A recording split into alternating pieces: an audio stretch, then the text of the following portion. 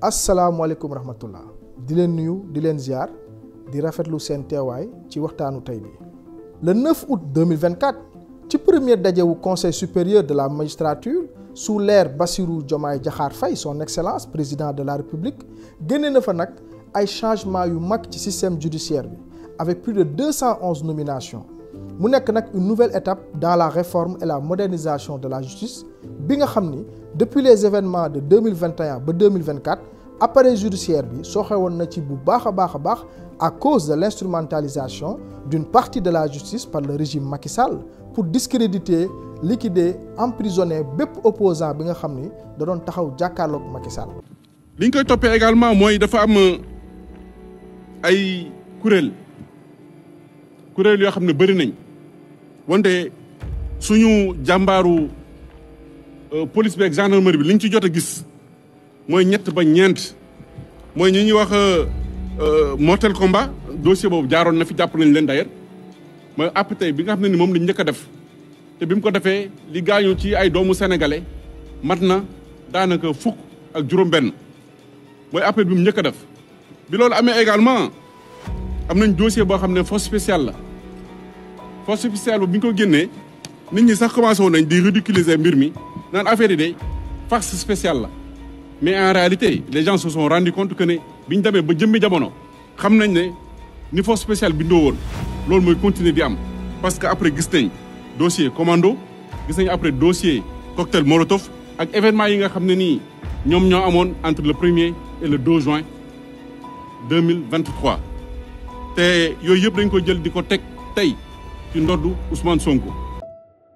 événement yooyu taxoon ba perception bi nga xam ne population bi daf ko amoon ci justice am mu dégradé wu bu baax a baax. nomination yi nag nekk na une décision audacieuse bii firi volonté président de la république pour restaurer une justice rendue au nom du peuple sénégalais. vidéo tey bi nag dañuy analyser yenn ci profil yu bees yi taxaw ci parquet financier bi mais également aussi sur la reddition des comptes gëstu bu baax a baax lii di rapport Covid-19.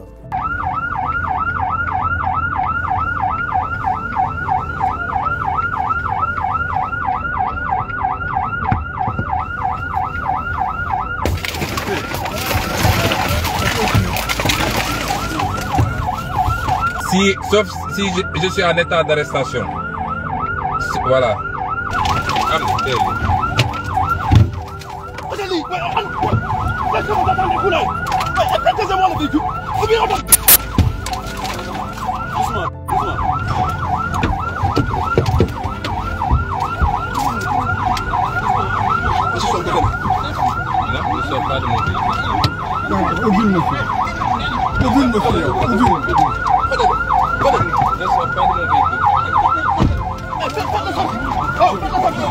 Je suis en état d'arrestation. Non. Est-ce que des forces de l'ordre ont le droit d'extraire quelqu'un de son véhicule? Non, je pose la question avant. Venez. Monsieur, arrêtez de faire du bruit. Non, c'est pas bizarre. Ouvrez. ñoo ko gisandoor ci nguuru Macky Sall diggante 2021 ba 2024 Sénégal traversé na benn crise institutionnelle sans précédent justice su Sénégal nag joué ci rôle bu mag a mag nekk un instrument privilégié de Macky Sall ak i ñoñam pour liquider xoqatal jaay doole ak tëj ses opposants société civile journalistes yi même des fois sax ay citoyens yoo xam ni da leen a jàpp uniquement parce que dañoo takk bracelet Pastef. Parce que je dirige une chaîne de télévision et de radio boo xam ne au moins 4 d'entre nos éléments jàpp nañ leen ñenn ñi yóbbu na leen kaso ñenn ñu garde à vue leen pendant des mois pendant des jours simplement parce que dañu wax seen xalaat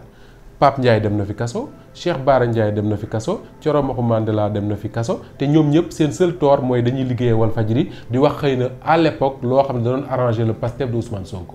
Pape Sané garde à vue nañ ko fi pendant pratiquement 10 jours avant ñu koy libérer simplement pour avoir défendu le général Jean-Baptiste Tine man mii di wax ak yow j'ai été convoqué devant les enquêteurs de la sûreté urbaine de 10h à 19h simplement parce que je suis le directeur de Walfadjri amul leneen lu ñu ma doon reprocher. D'ailleurs rapport Amnesty International fii ci Sénégal nee na lim bi toll na ci 60 morts dans les manifestations brutalement réprimées ak plus de 1000 individus emprisonnés pour des opinions politiques mais également disparition ak i mort mystérieuse yu mel ni Didier Badji Fulbert Sambou Mankabou. 2000 grenades lacrymogènes 1000 balles ñu tiré ko ca Ziguinchor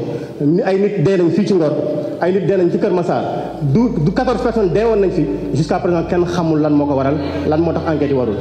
ma ci yokk ne monsieur le ministre Fulbert Sambou ak DJ Badji enquête yi fan la toll pour ñu xam lan moo leen rey wala bokk li ñuy wax naan Moussa Fall dafa leen sotti acide ñu disparaître tranquillement est-ce que effectivement dañ leen xëpp acide wala nan la. may wëlbati di laajte ne gis nañ fi à Ziguinchor ambulance def ay policiers may laaj monsieur le ministre ndax yow ak sa gouvernement yéen a santaane ay policiers dugg ci ambulance pour mën a jege ji ay manifestants pour mën a. lii lépp pour bañ Ousmane Sonko ak parti Pastef mën a opposé wu bokk ci ay élections popularité ak leadership Ousmane Sonko en réalité moo doon dérangé car population sénégalaise et surtout la jeunesse sénégalaise ñoo ko jox bopp. justice bi waroon protéger les droits fondamentaux mu mujjee doon nag le bras armé de l'exécutif du justice bi yëpp nag ndax foo dem nag am na ay nit yu intègre. waa justice nag laay waxal magistrats yi nañu respecter peuple bi magistrats yi vous nous avez trop fait souffrir yéen a ñuy tëj ci lu dul dëgg yéen a ñuy persécuter ci lu dul dëgg bi ñu commencé politique ba léegi loraange sur loraange suñu waxee ngeen ne respect de l'institution judiciaire waaye est-ce que institution judiciaire respecté nañu est-ce que suñu respecté woon lii dina am li ko waa ji waxee rek dossier bi warul woon génn section de recherche procureur Bassirou Gueye fen ci ay fen yu ko neex def ci lu ko neex juge Maham Diallo def ci lu ko neex foog ngeen ni ñun dinañ dem toog ay juge ñu tànn naan dañuy juger ñun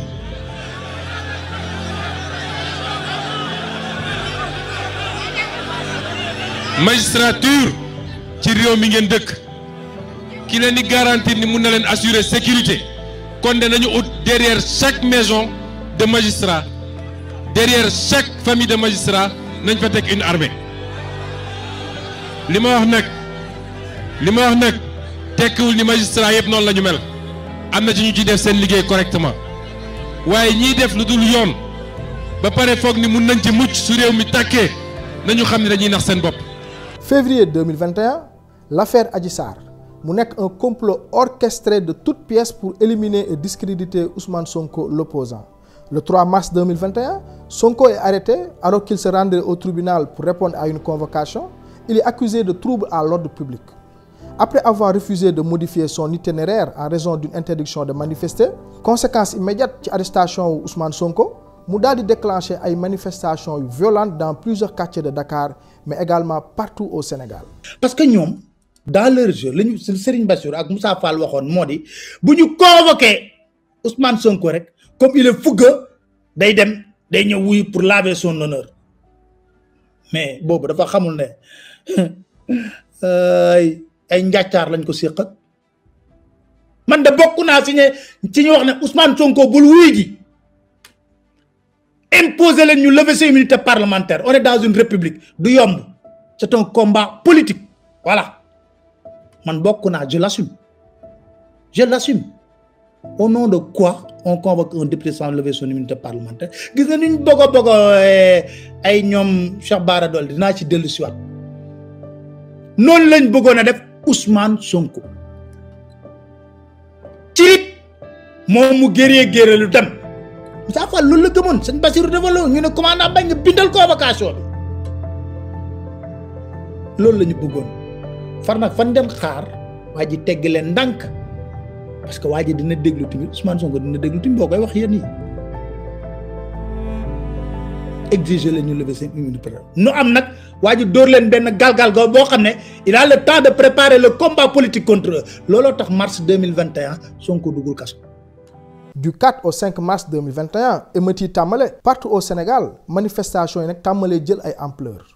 avec des scènes d'affrontement entre jeunes et forces de l'ordre. Gouvernement Macky Sall accusé manifestants yi d'actes de vandalisme et de destruction de biens publics et privés. Bilan au 8 avril 2021 le bilan établi par les autorités fait état de 9 morts du côté des manifestants mu nekk nag lu tragique. Macky Sall daal di comprendre rapidement que ni mu liquidé woon politiquement Khalifa Sall ak Karim Wade cette fois-ci loxoom taq na deret mu jur nag benn engrenage bu plongé Sénégal de 2021 à 2024 avec plus de 60 morts selon le rapport Amnesty International et plus de 100 détenus politiques, des cas de torture et de disparition comme l'affaire Didier Badji ak Fulbert Sambou. Mais également, mun nañ noter l'affaire Mankabou ou bien l'affaire encore Pape Abdoulaye Touré, arrêté en juin 2023, brutalement battu par les forces de l'ordre après que ñu gis benn photo Ousmane Sonko ci téléphone am. kenn yónniwu ma jox naa la sama téléphone vérifié nga kenn yónniwu ma j'avais que librement à mes préoccupations ñu jàpp ma mu ne accawaat gars yi commencé dóor man daal dóor nañ ma ba benn moment di fàttali ne 23h maa ngi ci ay loxo maa ngi ci seen loxo déjà ba presque 2h moins te amul benn moment bu ma toog noppalu amut 23h ba 2h moins 2h du matin ñu ngi may torturer après ci laa jékki saay parce que dañoo bëri wër ma nervi yeeg gendarme yi yëpp ñoo ànd def coalition doon ma torturer donc ñi wax ni Pape Abdoulaye Touré ay nervi ko torturer ils n'ont pas wax nañ dëgg ñi wax ni tamit Pape Abdoulaye Touré ay gendarme ñoo ko torturer wax nañu dëgg ndaxte ñaari identité yi ñoo def coalition doon ma torturer biñ may dóor flash yaa ngi tàkk gisatuma dara parce que projecteur yi sama bët bi man daal maa ngi baare rek man daal maa jékki saay gis xaaju birig buñ ma sànni mu jóge ci ginnaaw gendarme yi ñëw ci man moo waral sama bopp bi xaroon bi ñu ma dóoree birig bi ma tombé dans l'inconscience ma xëm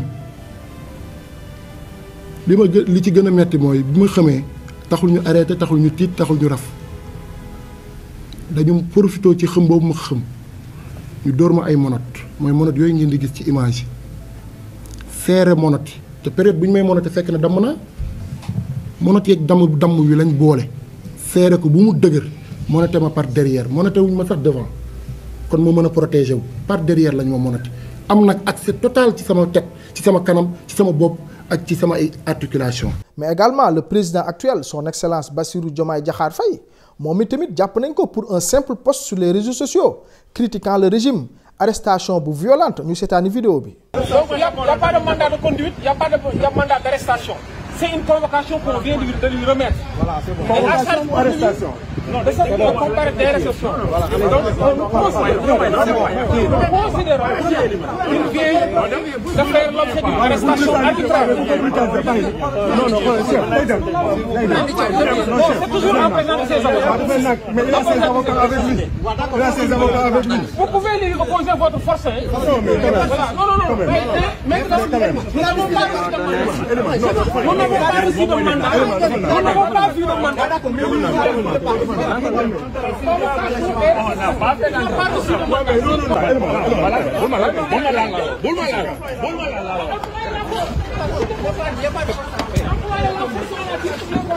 Les Sénégalais le sachent.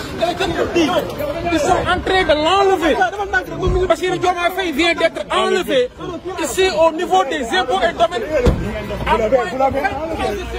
l'avez enlevé. Mais c'est bon, allez-y. Vous l'avez enlevé.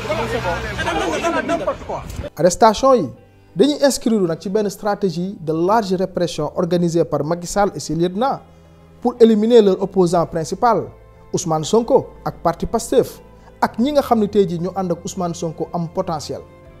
Et d'ailleurs l'actuel ministre de l'Intérieur à l'époque haut commandant de la gendarmerie à 3 mois de sa retraite Jean-Baptiste Tine a été démis de ses fonctions par le président Macky Sall ñu déglu extrait audio RFM bi. koy dooree ak lu waral njiitu réew mi Macky Sall daal di teggi ci bopp au commandement bu gendarmerie kii di général Jean-Baptiste Tine mi nga xam ni ci weeru sattumbar wi di ñëw la fas yéene dem à la traité loolu nag mbir mi njiitu réew jël boobu dogal remplacer ko mbir mi mel ni sax ak dàq la bokk na ca la ñu yaakaar ni moom mooy war lu ni mel ñaari kër yi njiitu réew mi nga xam ni lakk nañ ko waaye tamit nervi yi nga xam ni moom mooy ànd ak njiitu réew mi Macky Sall ci tournée mbirum Ousmane Sonko ak Adji Sarr tamit mel na ni laal na ci lankatuk RFM Makumba Bey. général Jean-Baptiste Tine daa waroon a dem retraite fii ak ñetti weer septembre waaye président de la république mujjul mën a tee xaar loolu néew na lool nag lu muy am ci histoire gendarmerie ci xibaar yi ñu ci jot bëri na mbir yu tax président de la république gaawal wàcce gi mu wàcce au commandant gendarmerie bokk ci ñaari këram yi nga xam ni song nañ leen genn ga nekk Fatick geneen ga nekk Ndouloumadji te gendarmerie moo leen war a wattu rax ci dolli mbiri nervi yi nga xam ni ñoo topp président de la république au commandant bi wax na lim ci xalaat waruñoo dem ci tournée bi mujjantal bi ñu gis leen ñu bokk ci ba pare nit ñëpp ñaawlu ko leneen loo xam ne bokk na ci li sànq général bi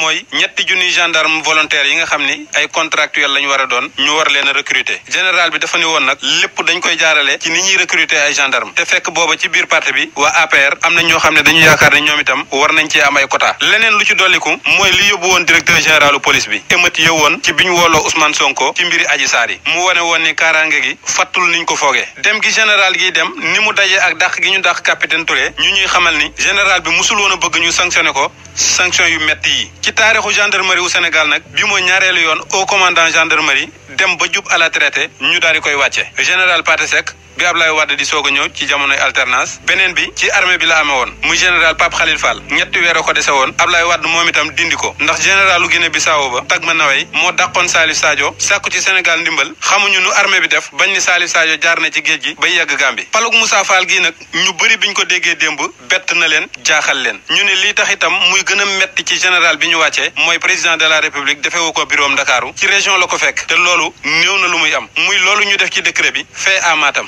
mu nekkoon l'enquête pour Macoumba Beye ci biir xibaar yi. Le 28 juillet 2023 à l'approche des élections présidentielles ñu jàppaat Ousmane Sonko principal opposant au président Macky Sall et leader du parti Pastef à son domicile à Dakar. Encore une fois ay accusations yu légères Sonko cette fois-ci est accusé de vol de téléphone portable et appel à l'insurrection. Accusation yu bees yi nag daal di yokk ci accusation de viol bi nga xam ni moo ko doon topp depuis 2021 mu jur nag de nouvelles tensions politiques. Arrestation bi nekk une tentative de l'écarter de la scène politique définitivement ndax charge yi nga xam ne moom lañ ko bëggoon sëf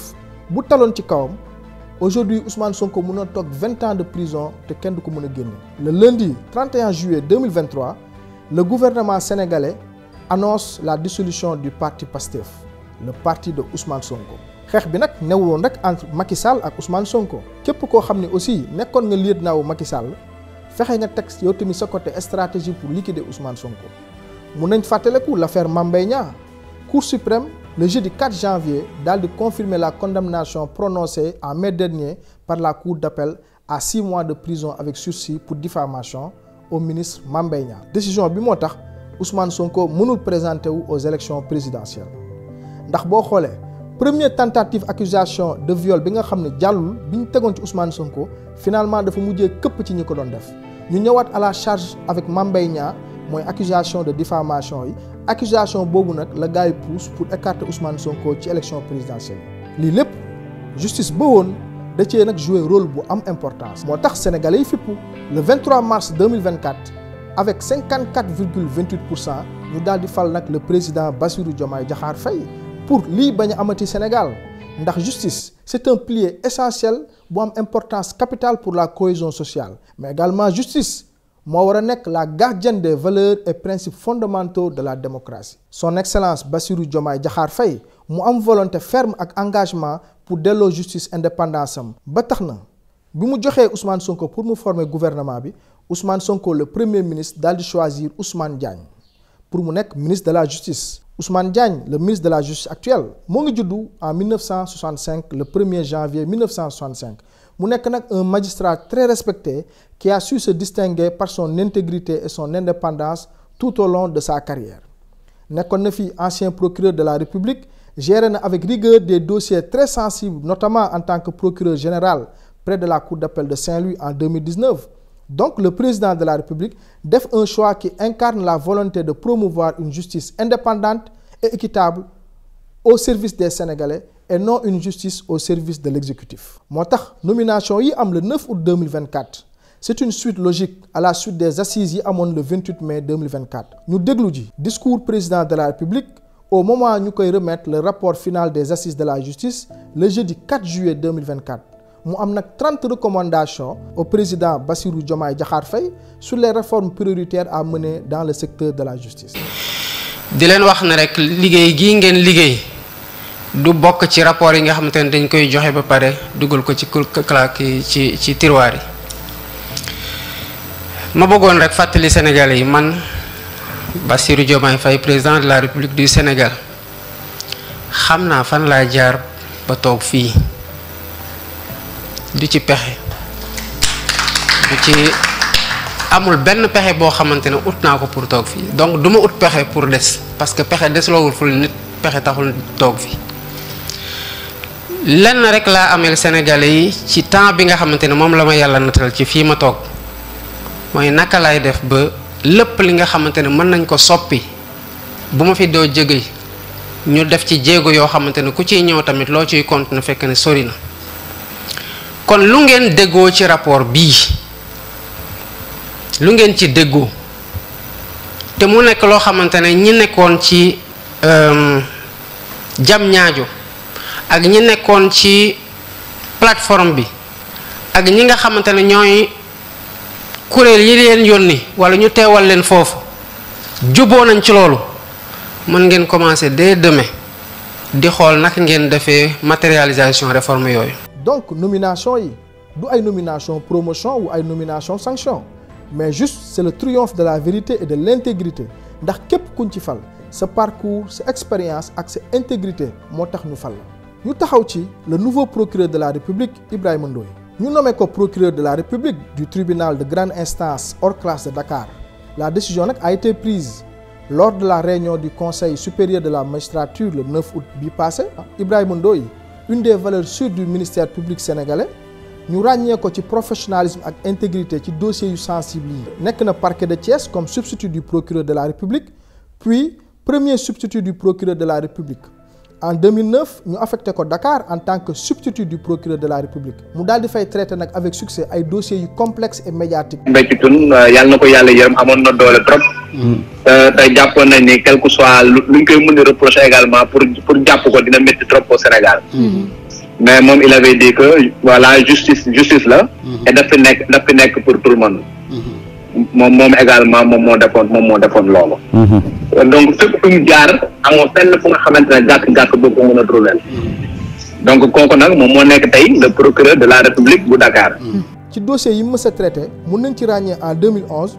l'affaire des chantiers de Thiès affaire bi nga xam ni da doon impliquer l'entrepreneur Bara Tall accusé de mauvaise gestion dans le cadre des chantiers publics de Thiès. Intervention Ibrahima Ndoye malgré la pression de sa hiérarchie judiciaire pour nous condamner de manière très sévère Bara Tall, Ibrahima Ndoye a suivi les injonctions du parquet. Position bi mu am contribué à l'acquittement de Bara Tall, marqué par une relaxe prononcée par le tribunal correctionnel de Dakar. Également aussi en 2011, l'affaire Médina Salam. Affaire bi nga xamni mo doon concerner double meurtre survenu à Médina Salam ci affaire Cheikh Béthio Thioune. En tant que procureur de la République par intérim à Thiès, Ibrahima Ndoye a fait appliquer la loi avec rigueur. ki nga xamante ne boo demee bu procureur général. mooy le procureur général bu cour d'appel qui remplace Ibrahima Bakhoum. kooku tamit moom mooy Mbacké Fall. kooku tamit ku ñu ràññee la ci jaar-jaaram. si ñu ko xamul moom moo nekkoon le procureur spécial ci affaire Hissène Habré. moom kooku moo nekk procureur général présentement ne. donc kooku wax dëgg yàlla parquetier la bu nga xamante ne ci parcours am yëpp également amul gàkk-gàkk. te depuis affaire Hissène Habré bi. même à travers le monde expertise am dañ koy laaj mais ba cour de la haie. voilà parce que expérience boobu Sénégal am dafa nekk ñu nga xamante ne dañ koy saytu parce que c'est la première fois en Afrique. ñu jugé benn président africain ci crime contre l'humanité. te moom mooy ki nga xamante ne moo géré woon dossier bi. kooku nag tey moom mooy le procureur général près la cour d'appel moom moo remplacé Ibrahima Bakhoum. boo leen seetloo président Bassirou Diomaye Diakhar Faye ci jubal jubanti bi la teg nomination yi képp ku ñu fal rek c'est parce que carrière bi nga am ak sa jaar-jaar ak sa intégrité moo tax ñu teg la place bi nga am. également dans le cadre de la reddition des comptes dañoo mettre en place le pôle judiciaire financier. Lancé en juillet 2024, marque une étape cruciale dans la lutte contre la criminalité économique et financière au Sénégal. Mon succès de cours de répression de l'enrichissement illicite, Madame CREI, mu nekk nak ben organe buy concentré sur les affaires de corruption, au détournement de fonds publics, au blanchiment d'argent, avec une approche axée sur la rigueur et la transparence. Ay magistrats spécialisés ñoo ko composé. Le pôle judiciaire financier dafay répondre à un besoin urgent de justice efficace capable de restaurer la confiance du public et d'assurer une gouvernance transparente. Mission yi mu am mooy lutter contre la corruption, mooy enquêter sur les affaires de corruption en ciblant particulièrement les hauts fonctionnaires et les responsables publics. Mu am aussi tamit ci ay mission la gestion des détournements de fonds, y compris celles liées aux projets d'infrastructure et la gestion du Covid-19 par exemple, mais également aussi xeex blanchiment d'argent, détecter et poursuivre les activités de blanchiment d'argent pour protéger l'intégrité du système financier sénégalais. Ci nomination yi composé le pôle judiciaire financier mun nañ ci ràññee Pape Ham Diop, président de la chambre d'enrichissement illicite, moom mooy diriger les enquêtes sur les affaires de corruption et d'enrichissement illicite. El Hadj Alioune Abdoulaye Sylla, procureur de la République financier, assisté par Abdoulaye Diouf et Ibrahima Faye, ñoom ñooy superviser les enquêtes et veillent à l'impartialité des poursuites judiciaires. Yaakaar bi ñu am ci nomination yi ci sunu kanam mooy tabax réew moo xam ni képp ku ñu dénk poste wala nga nekk un fonctionnaire de l'État wala nga nekk un haut fonctionnaire nga war a nag taxawal jubal jubanti. Liggéey yu am solo yi nga xam ni moo nar a xaar le pôle judiciaire financier bokk na ci nag la reddition des comptes. Plus de 75 rapports yi nga xam ni IGE, OFNAC, Cour des comptes publié nañ ko récemment nekk ci table procureur bi ci gën a fës le rapport Covid-19 par exemple. Rapport Cour des comptes bi ñu ko saytoo gis nañ ci jàng nañ ci une série d'irrégularités choquantes mettant en lumière la mauvaise gestion, ay détournement de fonds ak ay pratiques de surfacturation à grande échelle. Alors que le pays traversait une crise sanitaire sans précédent, sénégalais yi di dee, sénégalais yi dajale seen xaalis, état du Sénégal ak ay ressources destinées pour soutenir les populations, mais malheureusement l'argent a été largement détourné, exposant un réseau de corruption enraciné au cœur de l'administration sénégalaise. Mun nañ taxaw ci le cas de surfacturation sur le prix du riz. Le ministère du développement communautaire, de l'équité sociale et territoriale, dont Mansour Faye nekkoon le ministre, du 7 avril 2019 au 1er novembre 2020, le ministère daa def acquisition de riz brisé non parfumé dans le cadre de la riposte contre la pandémie de Covid-19. Audit Cour des comptes bi dafa révéler ay surfacturation yu rëy dans le prix de l'achat mu dépasser les prix homologués par l'État du Sénégal. L'arrêté numéro 007-111 du 22 mai 2013 moo fixé le prix de la tonne de riz brisé non parfumé chez les grossistes à 245 000 francs CFA. Les frais de manutention étant de 5 000 francs par tonne. Le prix total s'établit donc à 250 001 francs par tonne. Mais le ministère du développement communautaire, de l'équité sociale et territoriale bi nga xam ni Mansour Faye moo ko jiite à l'époque ñoom cependant dañoo fixer le prix d'achat à 275 000 francs au lieu de 245 000 francs CFA. Prix bi nga xam ni état du Sénégal moo ko homologué par tonne mu nag entraîné benn manque à gagner bu toll ci 24 999 par tonne. Donc le surplus facturé maanaam surfacturation bi boo ko xaymaa nombre de tonnes de riz yi ñu jënd boo ko xaymaa surfacturation bi moo ngi toll ci 2 749 927 498 francs. D'ailleurs récemment indi woon na sax problème entre Mimi Touré et Mansour Faye. sa diggante ki fi nekkoon ministre yi jamonoy président Macky Sall di Mansour Faye dafa mel ni plainte dox na si diggante bi de te war ngeen a layoo. waaw mais plainte bi j'espère que dina ci boole tous les députés yi nga xam ne bindoon nañu. pour que 10 ministres ñëw wuy si haute cour de justice. moom ci la bokkoon ak la ko rapport IGE wax kon war na leen a boole ci plainte bi quoi. mais comme je dis c'est quand même le monde à l'envers maanaam moom mi nga xam ne moo war a uy ji moom mooy porter plainte waaye bu boobaa danañu layoo ndax li ma wax moom la Sénégalais yëpp wax. moom la député yi wax. moom la tout le monde wax. voilà maintenant nee na bu nekkee ay sénégalais ñoo koy wax tey tontu na si l'observateur ne bu nekkee ay sénégalais rek ñoo koy wax mun na bàyyi mu jàll waaye ku mel ni yow dayoo bi nga am munta nangu nga koy waxal lu mel noonu. mais li ma ko waxal moom la ko conseil IGE waxal na dem lire rapport IGE moom la ko député yi wax pas seulement un ou deux y a toute une liste de députés jotuma ko signé parce que fekk na ñu dàq ma ci diggante bi. man ci sama wàllu bopp ba ma nekkee député ak mon collègue Guy Marius Sagna dañu bindoon une lettre pour que ministre yi ñëw expliquer sur le rapport donc du lu bees du fi lu bees ngay xëy na bëgg naa fësal boppam et puis jiitu paaka ci barab quoi. ni ñu koy waxee. voilà mais moom xam na ne de toute façon questions yi yëpp dinañ ko leeral. ci rapport Cour des comptes bi mun nañ ci jàng monsieur Aliou Sow alors directeur de l'administration générale et de l'équipement maanaam mooy DAGE bi moo nekkoon DAGE ministère bi sortant la Cour des comptes nag mu daal di recommander l'ouverture d'une information judiciaire à l'encontre de monsieur Aliou Sow. mun nañ taxaw également sur le cas de madame Ndeye Kati Gadiaga ay entreprises yu bëri la am mu daal di nag gagné ay marchés publics bu ñu dajalee le montant total yi nga xam ne marché yi mu gagné toll na ci 15 milliards 578 millions. Cour des comptes nag daal di constater que ces entreprises ont bénéficié de marchés publics sans mise en concurrence, ce qui a permis à madame Ndeye Kati Gadiaga de fixer les prix d'acquisition élevés entraînant un manque à gagner significatif. Ce même rapport indique que l'absence de concurrence et de fixation de prix élevés ont conduit à un manque à gagner de 983,450 millions pour l'État sénégalais. ci rapport Covid-19 yi ministère yu bëri Cour des comptes da leen a épinglé bi ci njëkk mooy le ministère du développement communautaire de l'équité sociale et territoriale bi nga xam ni le ministre Mansour Faye di raqu Macky Sall moo ko jiite woon. problème yi ñu fi identifié mooy surfacturation sur l'achat de denrées alimentaires mooy les sacs de riz, des retraits en espèces non justifiés totalisant 399 millions de francs CFA, des retards significatifs dans l'acquisition et la distribution de denrées alimentaires, une mauvaise gestion des fonds destinés à la lutte contre le Covid-19 avec un impact direct sur l'efficacité des actions de soutien social. Le ministère de la Santé et de l'Action sociale bi nga xam ne Abdoulaye Diouf Sarr moo ko jiite woon à l'époque foofu tamit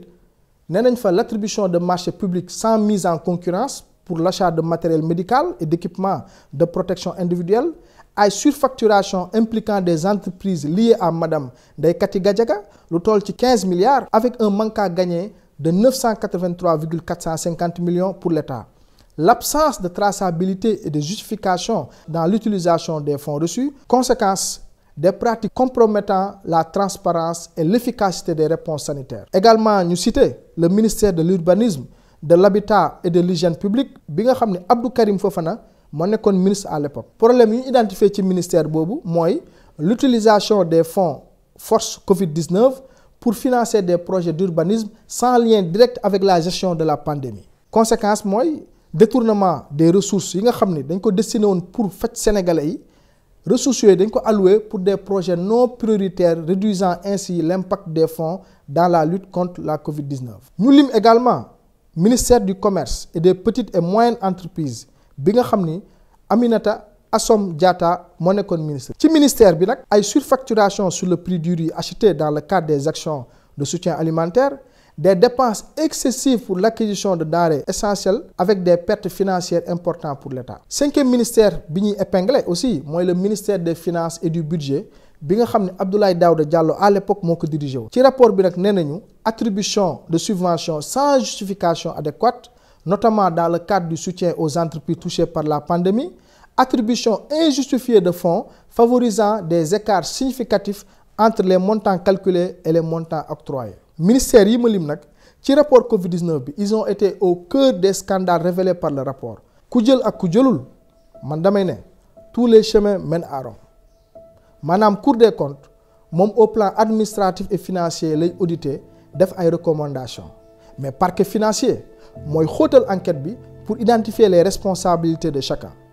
car tous ces marchés avant exécution am na ay réunions ay ordres laataa ñuy décider wala exécuter. ndax nit mënta gagner marché bu toll ci 15 milliards par exemple comme le cas de madame Ndeye Kati Gadiaga te les hautes autorités yëguñu ko ndax ay cas de surfacturation wala détournement yu toll nii présomption d'innocence nag obligé nañu ñu déglu le pôle financier de 2012 à 2024 alal ji ñu luubal fii ci Sénégal buñ ko doon xayma li waroon tabax Sénégal daa mujjee dugg ci poche yu njiit yi fi newoon en plus ñu bàyyi ñoog benn bor bu toll ci 15 000 milliards ndax xaalis bii ngeen di dégg kenn mayuñu ko dañu koo lebal da ci gën a bëri. fii nag la ñu yem tey di leen gërëm di leen sant bala tëj nag en tant que président du mouvement Sénégal Dignité pour tous liggéey bi ñu sumb nag pour liggéeyal président de la République ci sunu biir mouvement képp kuñ ci bëgg a jàppale wala nga rejoindre sunu mouvement Sénégal Dignité pour tous mun nga par WhatsApp envoyé ñu message ci numéro bii 77 469 0101